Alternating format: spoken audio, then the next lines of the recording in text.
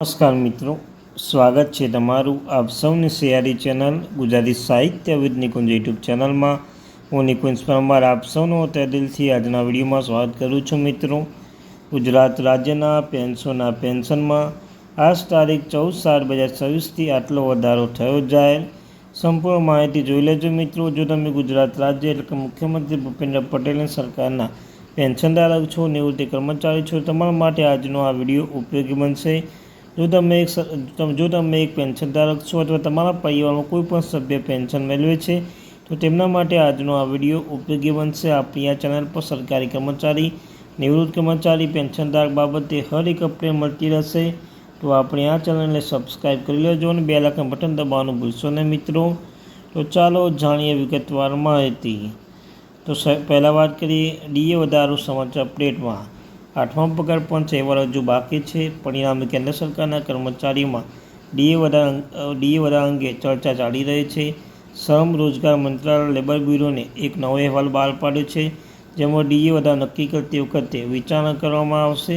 એ ઔદ્યોગિક કામદારો માટે ઓલ ઇન્ડિયા કન્ઝ્યુમર પ્રાઇસ સાથે all India consumer price index 0.9 point વધારો થયો છે અને ડીએ ગણતરી માટે આંકડા મહત્વપૂર્ણ રહેશે. મિત્રો, તમે જાણો છો મિત્રો, જે છે ઇન્ડેક્સ એ ખૂબ જ મહત્વનું પરિબળ ગણી શકાય છે. મિત્રો, તે 0.9 પોઈન્ટ વધારો થયો છે. ત્યારબાદ મિત્રો, આ ગણતરી કેવી રીતે કરવામાં આવશે?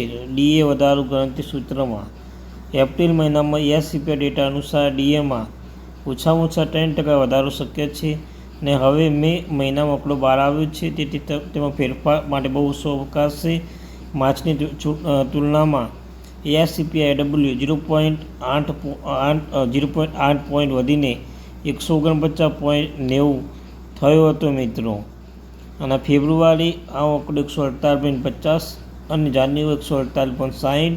એનો હજુ યોગ્ય છે કે મે 2024 વાર્ષિક ફુગાવો 4.72% થયો હતો. ડીએ ગણતરી વખતે આ આંકડા છે ધ્યાનમાં લેવામાં આવે છે મિત્રો. ત્યારબાદ એઆઈસીપીઆઈડબલ્યુ ડીએ ગણતરી કેવી રીતે અસર કરી શકે છે? 7મા નાણાં પંચના નિયમો અનુસાર જુલાઈ મહિનામાં ડીએની ગણતરીમાં એઆઈસીપીઆઈડબલ્યુ આંકડો ખૂબ જ મહત્વપૂર્ણ બની જાય છે મિત્રો. ત્યારબાદ ડીએના છેલ્લા 12 મહિનાના એઆઈસીપીઆઈડબલ્યુ ત્યારબાદ મહિનાનો સરેરાશ, ત્યારબાદ 2.88 માઇનસ 261.41, ત્યારબાદ 261.41 ગુણ્યા 100 એ ડીએ ટકા છે મિત્રો. જો આપણે ગણતરી જોઈએ તો 3.72% હોઈ શકે છે મિત્રો. એટલું હોઈ શકે 3.72. ગઈ વખતે તમે જાણો છો મિત્રો 58% હતું ડીએ, 58% વધીને 2% પ્લસ કરવામાંથી 60% થયું હતું મિત્રો. તો આ વગે તો હવે મિત્રો કેન્દ્ર સરકાર જાન્યુઆરી 2026થી 2% ડીએ વધારાની જાહેરાત કરી હતી. આનાથી કેન્દ્ર સરકારના કર્મચારી માટે ડીએ 58% 60% થઈ ગઈ હતું.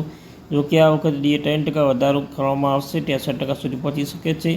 એનો હજુ કેન્દ્ર સરકારના વર્ષમાં 2 વાર ડીએ વધારો કરે છે મિત્રો.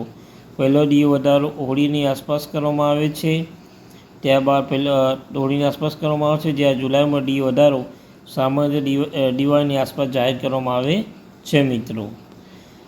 મિત્રો, આ ત્યારથી મહત્વપૂર્ણ અપડેટ. આપણી ચેનલને સબસ્ક્રાઈબ કરી લો, વિડીયોને લાઇક કરી લો. Thank you very much watching my video. જય હિન્દ, જય ભારત.